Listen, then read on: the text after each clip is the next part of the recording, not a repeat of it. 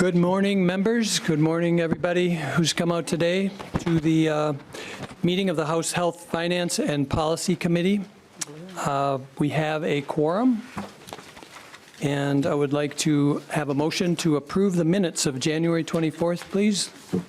Representative. Mr. Chair, I move the minutes of January 19th be approved. Thank you, Representative Ryer. Second to the motion? All approve? Aye? Aye. There we go. Thank you very much. All right, so today we will be hearing House File number 366. Representative Agbaje will be presenting.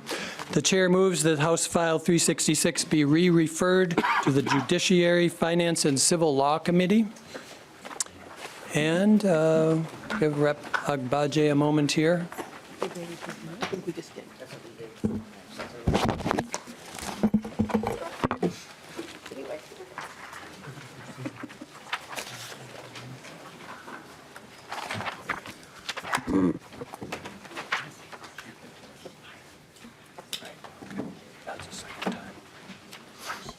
All right. Good morning, Mr. Chair and members. Good morning, Representative Agbaje. I see we have a co-presenter here and would like to welcome Senator Morrison back to the House. Welcome Good to her see you. Very nice to be here. And then Representative Agbaje, you have an author's amendment. Yes, that is correct, Mr. Chair. So Chair would move that we move the A1 and second for that? Second. Second? All right. All in favor? Aye. Aye. All right. So motion prevails. The A1 is adopted. Thank you, Mr. Chair. I will renew the motion that House File 366 is re-referred as amended to the Judiciary, Finance, and Civil Law Committee. Okay. So let's proceed with the presentation. Representative Agbaje. Thank you, Mr. Chair and members of the committee. I'm here today to introduce House File 366, which is known as the Reproductive Freedom Defense Act. It protects Minnesota healthcare providers, Minnesota citizens, and patients from around the country against legal attacks and criminal penalties imposed by anti-abortion extremists in other states. This bill is necessary to protect the rights and access to reproductive health care for all Minnesotans. The healthcare providers who offer reproductive health services and those from other states seeking care. As already stated, here with me today to present this bill is Senator Morrison, who is the lead author of the bill in the Senate. In our respective professions, me as a lawyer and Senator Morrison as a doctor, we wanted to come to you together today to express why this bill is so important to protect our rule of law and to protect health care for those who provide it and receive it. The overturning of Roe v. Wade has led to a flood of harmful laws attacking not only abortion rights, but also individual liberties and privacy more broadly. States like Texas, Georgia, Arkansas, Mississippi, Missouri, and Alabama have passed or introduced laws that criminalize abortion with penalties that can include fines, imprisonment, and/or the revocation of medical licenses for the abortion provider. It is deeply troubling to see laws passed whose sole purpose is to punish people who perform reproductive health care. So I'm glad to carry this bill where we can say that we are creating strong protections for Minnesota's own health care providers and citizens against legal attacks and criminal penalties imposed by anti-abortion extremists in other states. This legislation would prevent Minnesota's courts and institutions from being hijacked and abused in the service of a harmful agenda from those outside of Minnesota. House File 366 in the sections pertaining to this committee ensures that the law governing the release of health records excludes out-of-state subpoenas and court orders for records when it is in relation to laws from other states that either restrict or punish the provision, receipt, or attempted provision or receipt of reproductive health care services to a patient.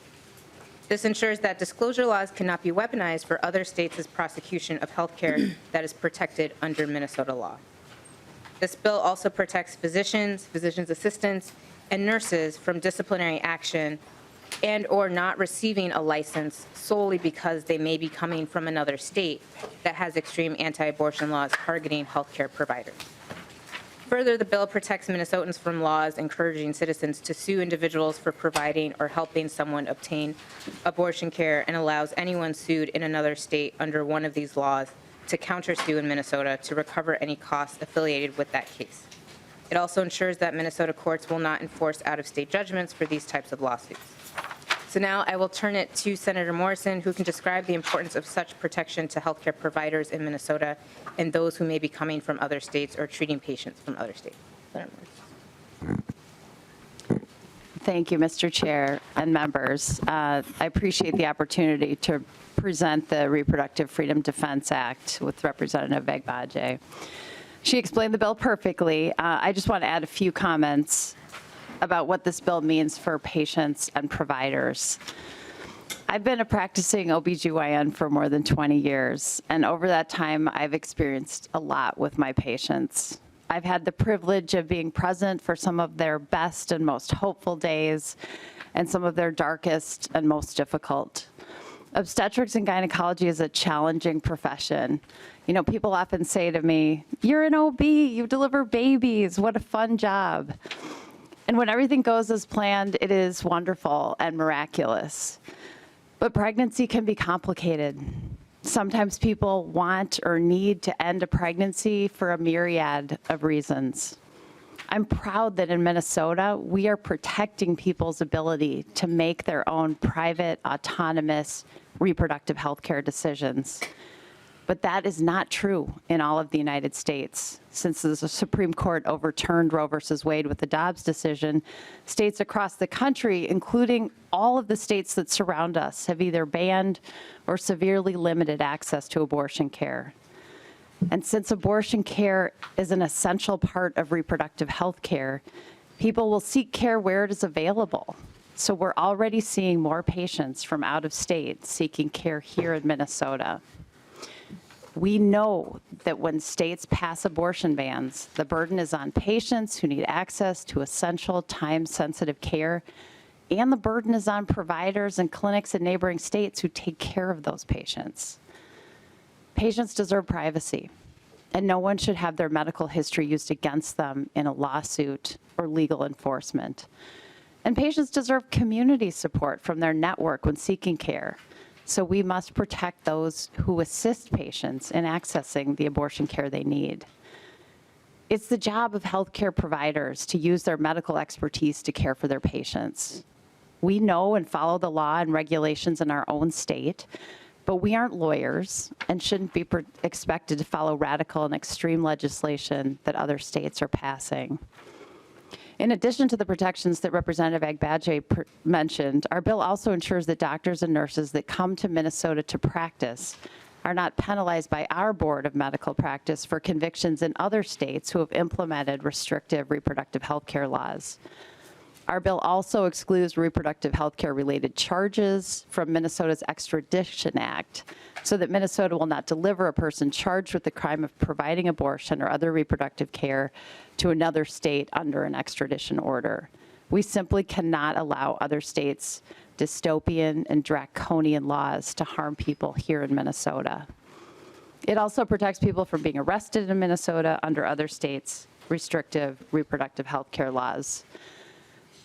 This bill is critically important to me and to my patients and to my colleagues and their patients here in Minnesota and across the country. Thank you very much for your consideration today.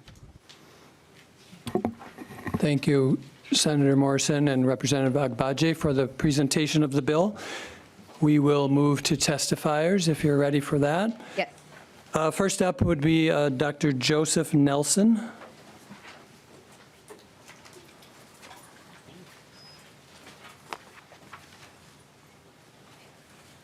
And Dr. Nelson, if you could just introduce yourself when you take the chair.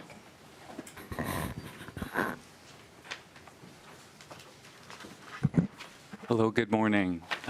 My name is Dr. Joe Nelson. I'm a family physician here in the Twin Cities area, and I really appreciate the opportunity to talk about this bill. Until recently, I lived and practiced in Texas. And as part of my job there, I did provide abortion care to patients. I'd love to talk to you a little bit about what that was like and about my reasons for coming here to Minnesota for, safety. Dr. Nelson, could you just speak a little closer to the mic? That would be helpful. Yes, I'm so sorry. Can you hear me now? Yeah. So, privacy is an incredibly important part of the doctor-patient relationship. I routinely have patients tell me things that they have never told anyone before. And that trust is a very, very heavy responsibility for us to bear as their physician. The only thing that I can do when a patient is in crisis is do all I can to help that person sitting in front of me. And when that patient needs abortion care, I have been able to offer that care to many people, and have seen a variety of different reasons behind that reason and that decision. Patients from all different backgrounds and political spectrums come to seek medical care from me. In Texas, many laws made that very difficult recently, including laws that potentially put me at risk of receiving lawsuits just for providing care. I went into work every day knowing that today might be the day I could go home to a lawsuit and have to deal with all of the difficulties that would ensue. And that would follow me for the rest of my career. But when I met people who needed my help, it just didn't feel right to leave. And there were many doctors who stopped providing abortion care in light of these laws. And then ultimately, with the Dobbs decision, I also had to stop completely. And turning patients away who were in crisis and needed my help was the worst thing I've ever experienced professionally. And so, in the middle of winter, I came to Minnesota to continue being able to provide that care to my patients. And I have been very fortunate to be able to keep seeing patients from Texas here. But I also know that there are providers, even here in Minnesota, who are hesitant to care for patients from extreme states like Texas, and have even turned patients away. And, I wanted to come here today mostly to say thank you to the authors of this bill, to say thank you to people who've supported and helped to kind of bring it forward. It feels good to have people actually rooting for me in my government instead of trying to attack me. And it will be so helpful to know that I won't be forced to betray my patients' trust moving forward if this bill passes. Thank you so much. Thank you, Dr. Nelson, for being here, and thank you for the testimony today. Next, we will hear from Angelica Perez.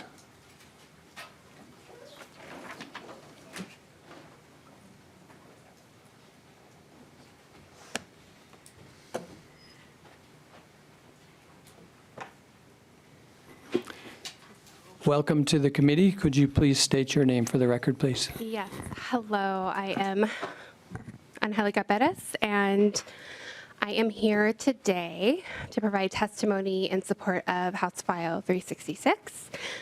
So I am a technical assistance professional working with independent abortion care providers through my job at Abortion Care Network.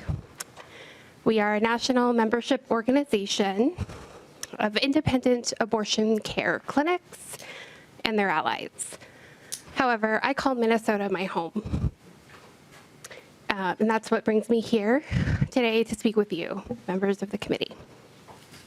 So Minnesota has a strong network of independent clinics. Independent providers like Red River Women's Clinic in Moorhead, We Clinic in Duluth, and in the metro area, we have Robbinsdale Clinic and Whole Woman's Health in Bloomington. There's also Just the Pill, a virtual and mobile provider that travels to rural Minnesota. Together, these providers create an ecosystem that ensures all Minnesotans can access abortion care. And now they're serving people that are traveling hundreds and even thousands of miles to get the care they urgently need. And we need to protect these providers by passing House File 366. Before Roe fell this summer, Minnesota's providers have had a long history of providing care to people from our neighboring states. These states have always had restrictive care, restrictive state laws for abortion access. States just to the west of us, South Dakota, and to the east of us in Wisconsin. This is a fact backed by the Guttmacher Institute that found even before Roe fell, 1 in 10 people traveled outside of their state for abortion care.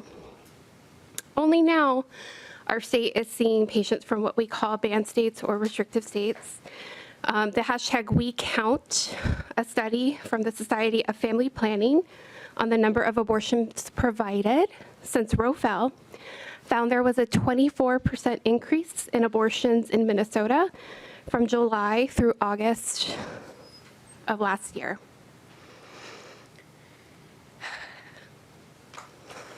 In my visits throughout the country providing technical assistance, every provider I have seen states that they have seen patients from a state they never thought they would and could provide care 24 hours a day and not meet the demand for care. And that's why it's crucial right now that we protect patients and providers in Minnesota and those coming to Minnesota seeking care from attacks enabled by the Supreme Court. So please pass HF 366. Thank you for your time. Thank you very much, Ms. Perez, for being here and for your testimony today. Next testifier would be Jess Braverman.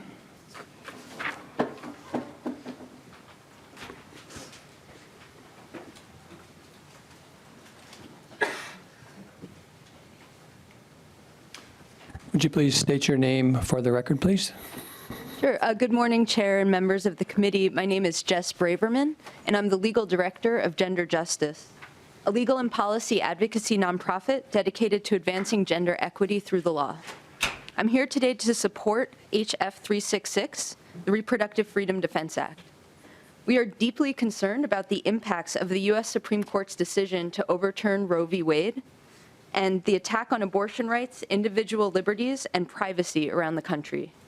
Many of these laws seek not only to ban abortion in their own states, but also to reach across state lines, preventing people from traveling elsewhere to get the care that they cannot get at home, and punishing those who provide abortion care and those who help people get it.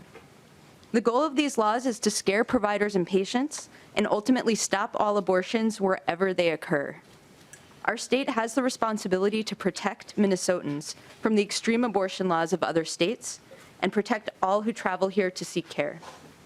The Reproductive Freedom Defense Act creates strong protections for Minnesota's own health care providers and others who help people get reproductive health care against attacks and criminal penalties imposed by other states. It's the job of health care providers to care for their patients. They're not lawyers. They know and follow the law and regulations in our state, but can't be expected to understand the radical and extreme legislation that other states are passing. They need to be able to provide care that is legal in our state to patients without fear of repercussions from other states' laws and overreach.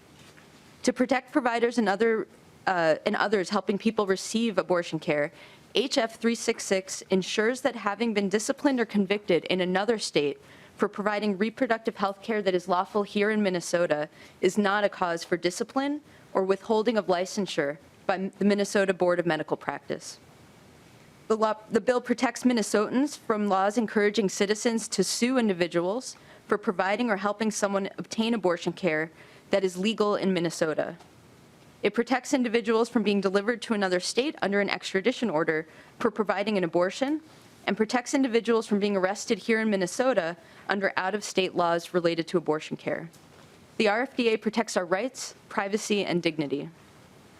There is strong support for these laws amongst Minnesota voters. In fact, 3/4 of Minnesota voters want to see abortion providers protected against legal action against them by other states that have banned abortion. And 74% support protections from for people traveling from out of state to get abortion care here in Minnesota.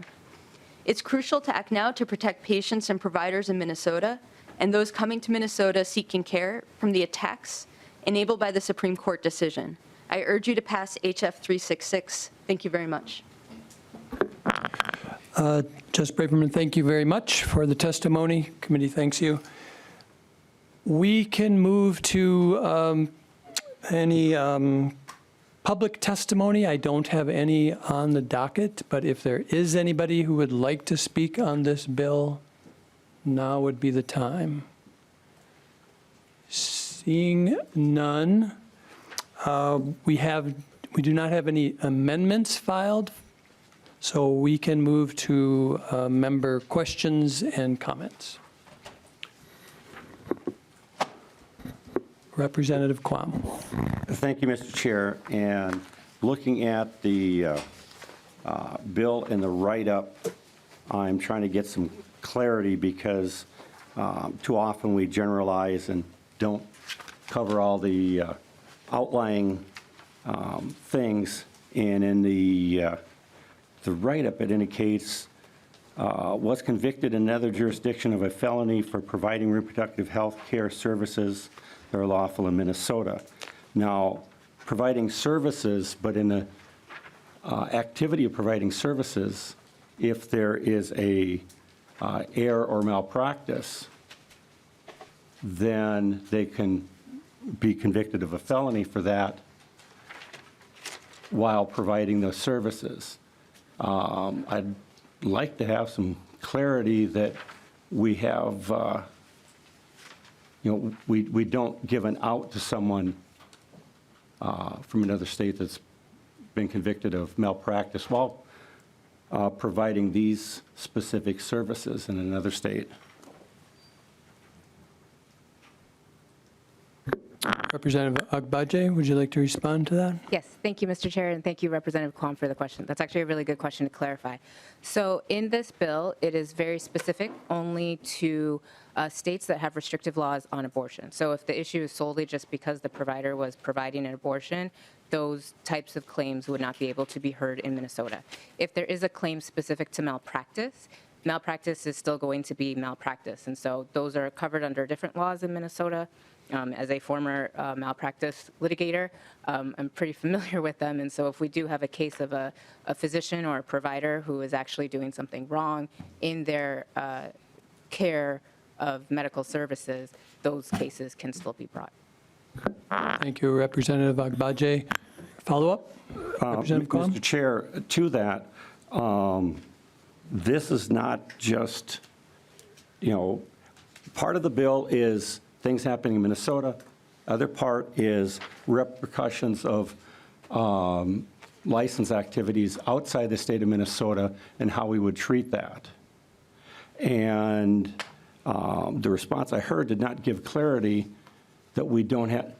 A good example is we had some very good human trafficking laws passed. Representative Pinto and many current members were involved in that activity. But because of some specific verbiage, a judge determined that that whole section was thrown out. And we had to quickly take care of that issue. I would like to avoid a possibility in this language that might give a loophole so a bad actor from another state doesn't come in just because their malpractice or their conviction, loss of license happened because of something during one of these processes that we're saying more of a blanket, we're going to ignore related things to that. And so that's why I'm trying to get clarity on specific language, because generalizations in law cause problems in the courts. And that's why unintended consequences or holes in the language should be, addressed. And so, the combination of the language and the notes the committee were provided doesn't leave me with a comfort feeling, that we don't have an unintended consequence. There's a lot of issues with cross-state practicing of medicine. We have multiple entities within our state that practice and have facilities in multiple states. I'm not sure if I think there's been some activity with interstate commerce, with services, and how that might bleed over. So, unless it'd be nice if we knew about any specific cases that would relate to this type of cross-state licensing, cross-state services and things. It'd be nice to have that warm fuzzy that we don't have to worry about it. But you see where I'm going with this. That's why I'm looking for more clarity. Representative Quam, I definitely see where you're going with it. With the law, there's always questions and concerns, and that's why we have the court system. Representative Agbaje, would you like to comment further on this concern of Representative Quam? Sure, Mr. Chair and Representative Quam. So what we have in the language, as you'll see, I can point you to lines 2.12 and 2.13 and 2.14. Basically, if a physician has a license and they are doing reproductive health care in a manner that's lawful in this state. So as long as they're licensed to do it in Minnesota, they're licensed in their home state, they're doing reproductive services care in the appropriate way, in the licensed way, that's what covers them. But for someone who is, has tort action against them or has contract action against them because they did something wrong in their medical procedures, that qualifies then as a tort case, and that would qualify them for a medical malpractice case. So those types of cases are not the ones that would be covered, but it would just solely be someone who was licensed, who handled reproductive care correctly, but because they're coming from a state where reproductive care in general is being targeted, that's who would be covered by HF 366. Thank you, Representative Agbaje. Mr. Chair, some of the language I was looking at also included 3.12 through 3.19. And it gets a little bit more muddied when you're talking about nurses, advanced nurse practitioners, and et cetera. And again, we might have real good focus on a specific thing, but it's a little bit broader in the language. And that's why I think we need to be careful, because currently, if someone loses a license in another state, if they're working in a facility and they have a patient that's calling them from another state, then there's some complications to that. I know the Mayo Clinic, with their nursing staff, because they see a lot of people outside the state, have to have extra precautions that they aren't breaking the law by giving care to someone in another state that they specifically aren't licensed in. And so because this is a little more complex than a lot of areas, I still am not comfortable with the full clarity of the language. And sorry, offline I can maybe get more comfort from additional information, but I'm just trying to give you an idea where I'm coming from. Thank you, Mr. Chair. Thank you, Representative Quam. Good questions and good answers by Representative Agbaje. Thank you. And next, Representative Carroll. Thank you, Chair. I was just going to comment, and the author of the bill, Representative Agbaje, clarified that. Clarified that a claim for malpractice is a tort. It's a civil matter. It's not a criminal matter. I'm not aware that there is criminal malpractice for medical malpractice. I just wanted to point that out to the good representative. Thank you, Representative Carroll. Mr. Chair, since I would let the other member know that in bullet 4, page 2 of the brief that was presented to us, it's referring to a felony. And therefore, that would, when we're looking at things that applies to felonies, I believe that does stretch over to that other tort area of like, I'm referring to some of the briefing information that is in this form that I think everybody had. And that's why I was asking for clarity. Thank you, Mr. Chair. Thank you, Representative Quam. Representative Carroll? If I could, I think that's referring to where in a state that they do make it a felony. But generally, medical malpractice is a tort, which is a civil matter. Just wanted to clarify that. Thank you. Mr. Chair, we aren't specifically limiting to a state. I think this is covering all states. Therefore, I'm not sure if that statement is globally accurate. I'm not sure it's not globally accurate, but we shouldn't be making determinations if we don't have the clarity before us. Thank you, Representative Quam. House Research, any comment on this issue as far as your thoughts on where this would stand from the conversation we've had here today?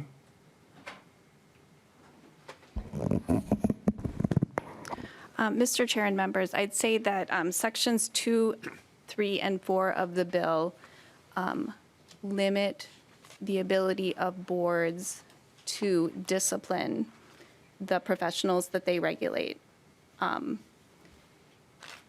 in circumstances in which they might have been convicted of a crime in another state, but the conduct is lawful in Minnesota. Okay. We have another question from Representative New Brindley. Thank you, Mr. Chair. And Representative Agbaje, and I'm not sure the answer to this, so hopefully you are familiar. I'm looking at lines 2.8 to 2.11, and I only ask this because I have a family member who had an experience during COVID on interstate telehealth. And so currently, are physicians licensed to do interstate telehealth, or would this be a new ability for physicians? Thank you, Representative New Brindley. Proceed, Representative Agbaje. Thank you, Mr. Chair. Thank you, Representative New Brindley, for that question. I actually need to get clarity on that. I don't know if House Research might have a little bit more clarity, so I'll defer to them on this. Sure. Ms. Clarfus? Mr. Chair and Representative New Brindley, the Board of Medical Practice issues a registration to practice interstate telemedicine to physicians from other states who want to practice telemedicine to Minnesota patients. So that's the reference to registration. That's in the existing Board of Medical Practice statutes already. Thank you, Ms. Clarkos. Mr. Chair, we also have the Director of the Board of Medical Practice here. Would you please introduce yourself to the committee, please? Mr. Chair, members, thanks very much. I'm Ruth Martinez. I'm the Executive Director of the Board of Medical Practice. Happy to answer any questions.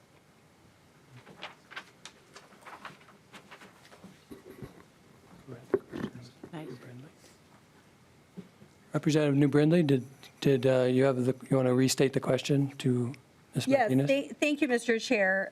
In the bill language in lines 2.8 to 2.11, where it's referencing physicians specifically, it says that the board shall not refuse to grant registration to a physician to perform interstate telehealth services. And so maybe my question to you would be just a little bit more broad. How does that function in Minnesota now? So clearly there are, it sounds like, some allowable interstate telehealth services. And can you just tell us a little bit about that and how that plays out? Mr. Chair? Please proceed. Representative, thanks for the question. Yes, let me just explain a little bit about the telehealth registration in Minnesota. physicians who are actively licensed in good standing in another state may register to provide telemedicine services in Minnesota. I want to be very clear that the telemedicine legislation in states is variable, and so we really have to focus on what our law is. It's fairly permissive for people to treat patients in Minnesota when they have that registration.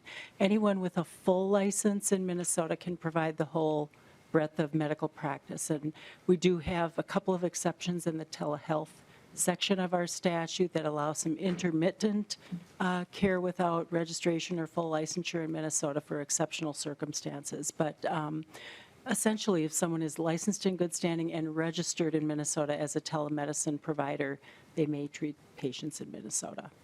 Did I cover the question? Thank you, Ms. Martinez. Representative New Brindley. Thank you, Mr. Chair. So then what this would be, and just to clarify then, what this would indicate is that a physician in another, who might be residing in another state, who is in good standing in Minnesota, would have those privileges. Mr. Chair? Could not be denied those privileges. Ms. Martinez. Representative Brindley, they would have to be in good standing in the state in which they are actively licensed and registered in Minnesota as a telemedicine provider. So the license that they hold in order to register as a telemedicine physician is the license in another state. So it's a full and active license in good standing in the state in which they reside or are licensed. If that clarifies, thank you. Thank you, Ms. Martinez. Representative New Brindley. Thank you, Mr. Chair. And I appreciate that clarification, although I think that perhaps then this section could put physicians in another state in a precarious situation in their own states, it sounds like, which is concerning. I will just say more broadly, as most of the bills we see, I think there's some really good stuff in this legislation and some stuff that's concerning. I mean, for example, Section 1, I certainly agree with. I would certainly agree with Section 1. Other states should not be able to prosecute things that happen within Minnesota. That should fall under our laws and our jurisdiction. So certainly, I would agree with that. I think that there is some other stuff that is a little bit concerning, the interstate telehealth that we just talked about, but also just this concept more broadly. I think that there is perhaps a dangerous precedent to consider that if anyone, not just physicians, but if anyone has been convicted of a felony in another state, we certainly should be very cautious. And it's not necessarily because of what the felony was for. It's the willingness to do so should give us pause in how then we treat those folks when they get to Minnesota. I think that is definitely concerning as we go down the road. Interestingly, Section 6 is, I know that I'm sure that will have a much bigger discussion in the Judiciary Committee, but it's incredibly unusual. In fact, that language, I'm not sure that exists anywhere else in law. And then last, I would just suggest under Section 7, a little bit of concern here, regarding things that take place in Minnesota and then no potential liability for those things. And I would specifically reference, the bill that we passed last week. I know it has not been signed by the governor yet, may not be. But if it were, there could be a situation where, again, I'll use the example that I used the other night. I mean, a 13-year-old girl could come to Minnesota, and there would now be a fundamental right for that 13-year-old girl to come here to be sterilized. And as a fundamental right, she can't be denied that. A physician would have to do that for her. However, I would assume that in a home state, there potentially could be action brought for the treatment of a 13-year-old girl, for a young child. I just think that this language particularly, especially the including but not limited to, makes it incredibly broad. And I think that when we use language like that, we are opening ourselves up for situations that I'm confident you don't intend, Representative Agbaje, which I appreciate. I'm confident that you would not intend situations like that, but when we use language like including but not limited to, that opens us up for a very broad range of incidents that could be problematic for us. Thank you, Representative New Brindley. Any comments, or I have another? Mr. Chair, I'll just briefly state, thank you, Representative New Brindley, for bringing up all of those questions and concerns. I really appreciate it. I'm glad that we do find some common ground on the fact that, what happens in Minnesota should be dealt with in Minnesota. I think that's a really good starting point. I do hear the desire to have this be very specific to reproductive care about what happens with physicians and care providers here and those coming from other states. I think, this bill still has another stop. We'll be continuing to look at the language, how to continue to make it tighter, make sure that we're very specific to protecting physicians, physician's assistants, nurses, healthcare providers who are providing reproductive care and who are providing reproductive care correctly, and that they aren't targeted by other states. And so to the extent that we can get language that continues to clarify that, we'll keep looking at that. So thank you. Thank you. Thank you, Representative Agbaje. Representative Herr. Thank you, Chair Bierman, and I just wanted to say thank you to Representative Agbaje for bringing this bill forward. We are charting new territory here. And, we, even in our state where abortions are legal, I used to have one of the few Planned Parenthoods in my district. It's been redistricted out since then. But I have often watched what our doctors are subjected to here within our state where it is legal. We have visited abortion clinics and seen an increase of out-of-state individuals seeking care and seeking abortion health care, and seen an increase of those as well. And that if in a state where doctors are already treated hostile and poorly, where it is legal, we want to make sure that we protect our doctors here performing and working with patients from out of state. So really thank you so much for being willing to take on this task and putting forward legislation that is very new, that states are just exploring now about how do we protect our healthcare providers. So I just wanted to say thank you for doing that. Thank you, Representative Herr. Representative Murphy. Thank you, Mr. Chair. I'm just looking at the summary also, and it talks about this section of patient's healthcare records cannot be released without consent from the patient. Are there any restrictions for the patient to access or share the records? Representative Agbaje. I believe that, thank you, Mr. Chair, and thank you, Representative. I believe that would qualify as patient consent if they have their own records that they wish to share with someone else.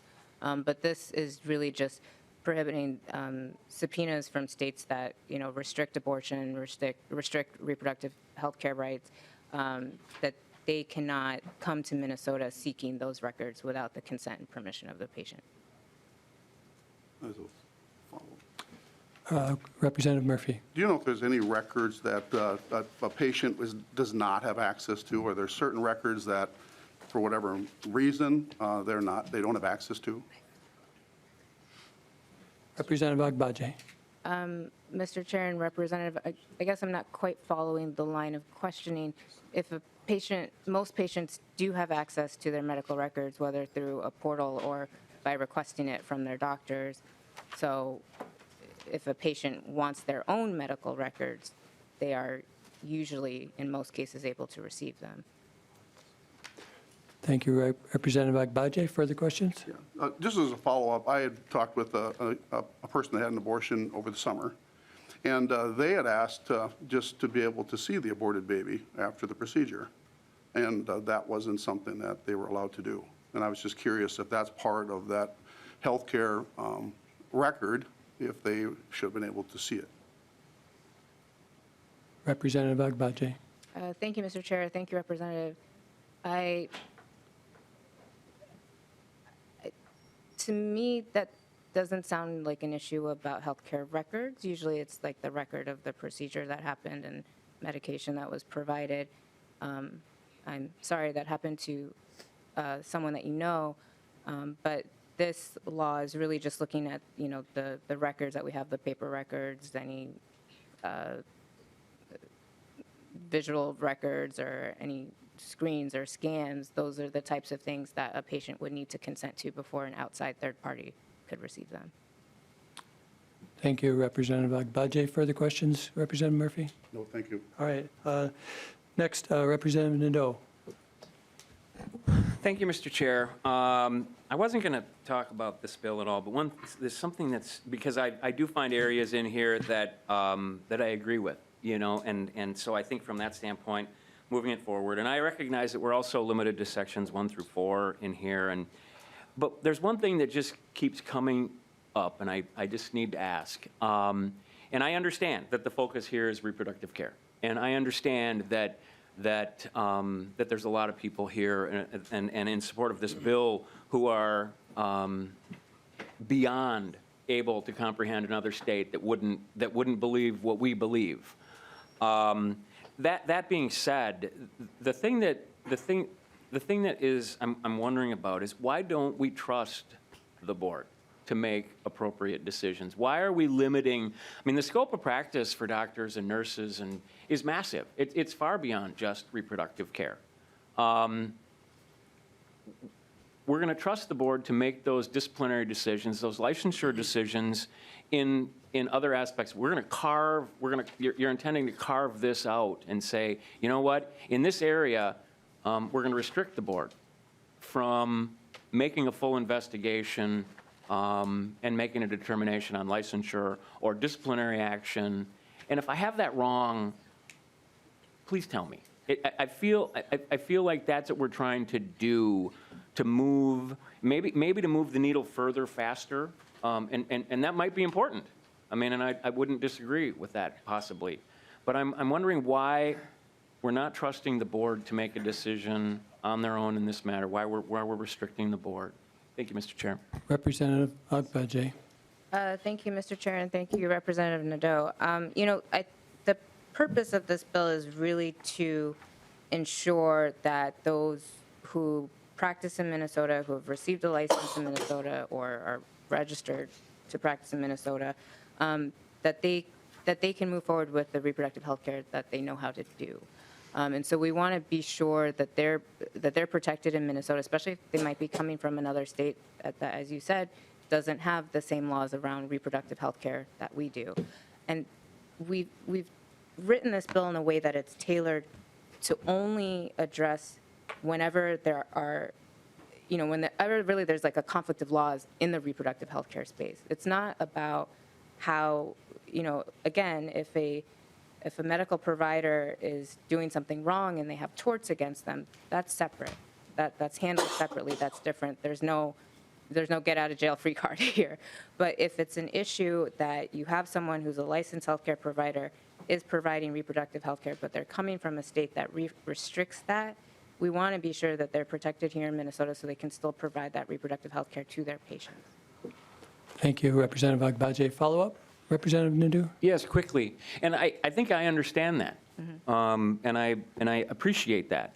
But it doesn't answer the question for me that why are we carving it out? So let's just say there's a state and they have, they provide euthanasia.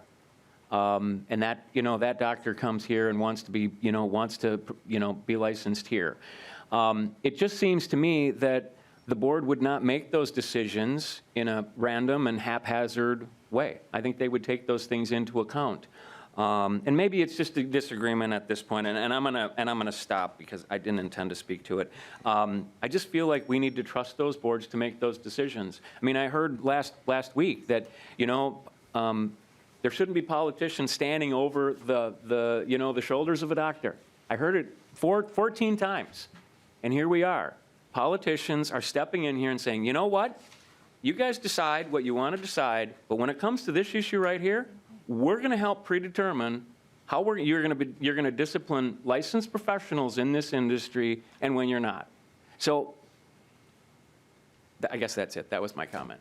Thank you, Mr. Chair, and Thank thank you. you for bringing the bill. I appreciate the discussion, and like I say, there are things in here that I think are super important. I think maybe all of it is, but I appreciate you having the dialogue with me. Thank you, Representative Nadeau. Any comments you would like to make on that, Representative Agbaje, before I move on?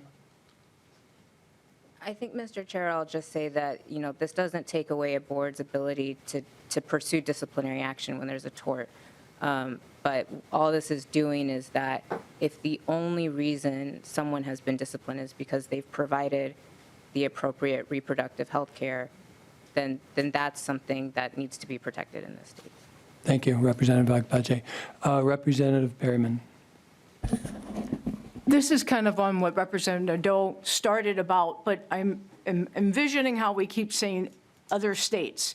So Minnesota's here, and then we have several other states around us, and of course, all our laws and statutes are different. So I'm going to ask more of a specific question, which is, should a doctor be in a malpractice suit in another jurisdiction, and his or her license is taken, or action is taken against them in that jurisdiction?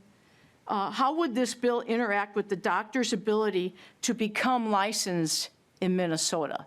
So malpractice in another state comes over here. What would be the process, or how can they get licensed here in Minnesota? Representative Agbaje. Thank you, Mr. Chair, and thank you, Representative. Again, the question you would have to look at what the malpractice was for. So again, this is only to protect healthcare providers who are providing reproductive health care. They're licensed to do so. They are coming from a state that has restrictive reproductive care laws, and they've restricted that, and so they are targeting doctors and medical providers who provide that type of care.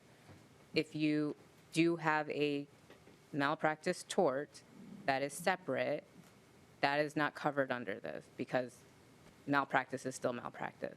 This is only protecting people who are providing reproductive health care and are licensed to do so.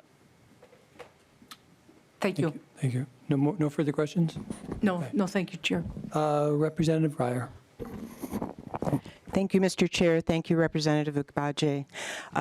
I just want to thank you for bringing this bill. One of the things that we've heard throughout this debate for months now is the risk that this poses to providers. We heard about that vividly today, in fact. And to me, the value of this bill is that we're seeing an effort in other states to criminalize health care, to criminalize a specific kind of health care. And in Minnesota, we don't accept that those types of medical practice should be criminalized. So I think it's very important, both in a practical sense, to make sure that our providers have the guardrails up that will keep them safe legally. And also, I think it sends an important message that we have providers' backs in Minnesota. We all depend on our medical practitioners to keep us well, to keep us healthy, to take care of us when we're sick, to take care of us when we need care. And as we've seen, providers will leave.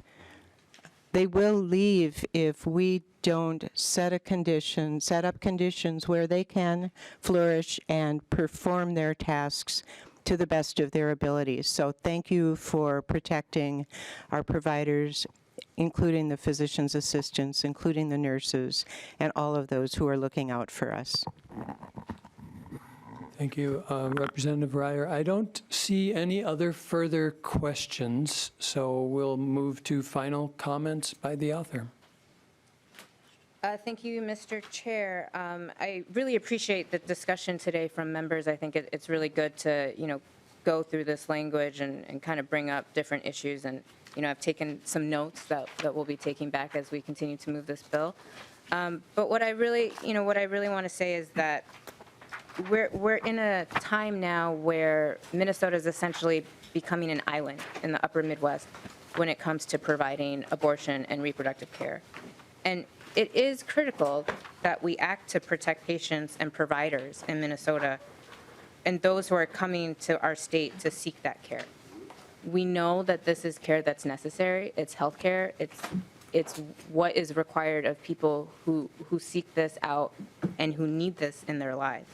And so we just want to make sure that, Minnesota doesn't become a chilled environment for healthcare providers, particularly when they might be seeing patients who may have traveled here, or maybe they come through telehealth, or maybe they're even just working to give consult to other providers that they may know. And so I really urge the committee to support this bill and help it move it along its way. And, we'll continue taking feedback and doing what we can to make sure that it's very tight and strong. So thank you. Thank you, Representative Agbaje, for the presentation of the bill. At this time, the chair will renew the motion that House File 366 be re-referred as amended to the Judiciary, Finance, and Civil Law Committee, and the chair votes aye. Oh, well, we're just going to do a voice vote. So all those in favor of House File 366? Aye. All right, and the chair, Those opposed? any opposed? No. Thank you very much for the education up here. Appreciate it. All right. We are good, and we can, next meeting will be January 30th, and this will be the joint hearing with the Commerce and Finance Policy. Details will be posted, so check your inbox. Thank you very much, and we are adjourned.